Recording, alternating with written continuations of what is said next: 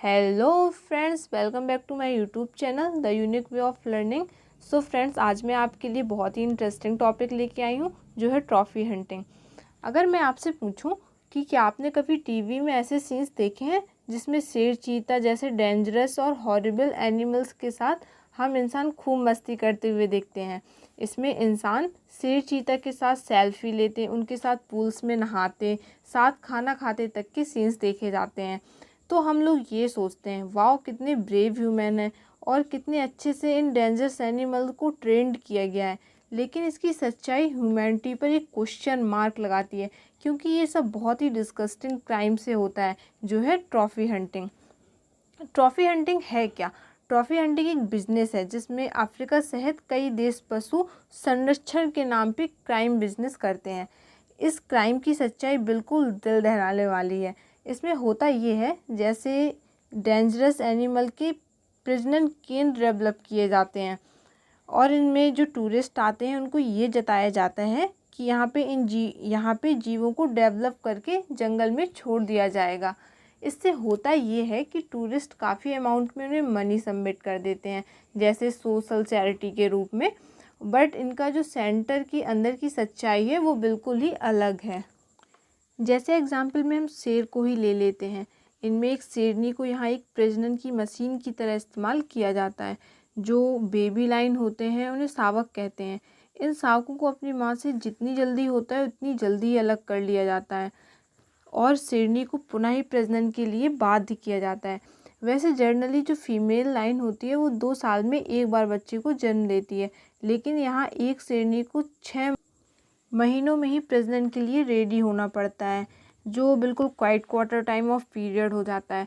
ऐसे में जो लाइन बेबी होते हैं उन्हें माँ का दूध व पोषक तत्व ना मिलने के कारण वो ग्रो नहीं कर पाते हैं।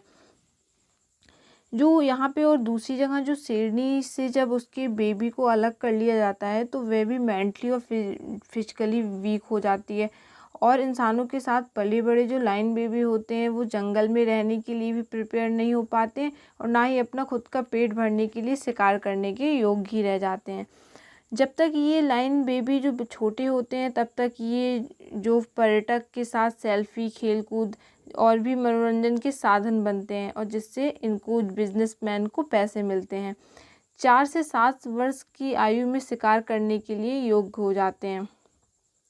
इसका सबसे बड़ा बाजार है वो अफ्रीका में है और जो शिकार करने के लिए आते हैं वो अमेरिका, जर्मनी, स्पेन जैसे देश से आते हैं, जो अपने मन चाहे शिकार की लालसा की पूर्ति के लिए $50,000 तक को खर्च करने के लिए भी रेडी रहते हैं। इन शिकार के साथ अपनी हिस्टोरिक पिक्चर्स लेते हैं, मन चाहे आकर्षक जो अंग होते हैं अपनी सजावटी सामान के तौर पर वो ले जाते हैं। शेष बची हुई अपनी हड्डियाँ आदि शामिल होती हैं, तो वो काफ़ी जो एशियाई देशों में उनकी मांग के अनुसार उपलब्ध करा दिया जाता है। इस प्रकार पर्यावरण के जैव संरक्षण के नाम पर संचालित ये केंद्र शावकों को जन्म से पहले ही उनकी मृत्यु के बाद तक उनकी धन उगाही करते हैं और काफ़ी बार इसमें आवाज़ उठाई गई, लेकिन ये पे आर्थिक ताकत की वजह से ये कभी सक्सेस नहीं हो पाई। ये शिकारी जो इन कमज़ोर जीवों का शिकार करते हैं, वैसे ये जीव होते हैं वो बिल्कुल अंदर से कमज़ोर होते हैं, बाहर इनका बॉडी वैसे ही डेवलपमेंट होता है। तो ये एक फेम होता है कि इनको एक टैग लग जाता है, इन्होंने इतने बड़े जानवरों को मर्डर किया, इतना शिकार किया है, तो ये सब फेम के लिए करते हैं। वैसे इन जीवों के अंदर वो रियल पोटेंशियल नहीं हो पाता है, क्योंकि उनकी जो अपब्रिंगिंग होती है वो हम इंसानों के बीच होती है, तो वो अपने बचाव के लिए कुछ कर भी नहीं पाते हैं और इतने इनोसेंट जीव की हत्याएं कर दी जाती हैं।